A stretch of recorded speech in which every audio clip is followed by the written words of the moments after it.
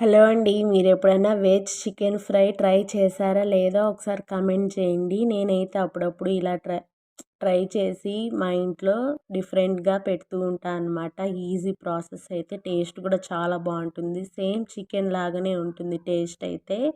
ఇది soya chunks hot వాటర్‌లో వేసి బాయిల్ చేసి వాటర్ లేకుండా స్క్వీజ్ చేసుకొని ప్యాన్‌లో యాడ్ చేసుకొని టేస్ట్‌కి తగినంత salt 1 tablespoon ginger garlic paste కొద్దిగా ఆయిల్ అయితే వేసుకొని దగ్గరే ఉండి అడుగు పట్టకుండా ఫ్రై చేసుకుంటూ ఉంటే ఇలా అయితే కలర్ చేంజ్ అవుతుంది. ఇలా కలర్ చేంజ్ అయితే పచ్చివాసన మొత్తం పోతుందనమాట. బాగా ఫ్రై అయ్యి ఇలాగా కారంకి సరిపడా చిల్లీ పౌడర్, ధనియా పౌడర్, గరం మసాలా అయితే యాడ్ చేసుకొని బాగా మిక్స్ చేసుకోవాలి.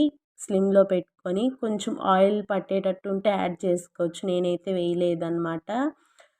దీని కలరు, దీన్ని టెక్స్చర్ చూస్తుంటే సేమ్ చికెన్ ఫ్రై లాగానే ఉంది కదా! అలాగే ఉంటుంది చూడ్డానికి. ఇంకా టేస్ట్ కూడా చాలా బావుంటుంది. ఒకసారి ట్రై చేయండి. Thank you for watching.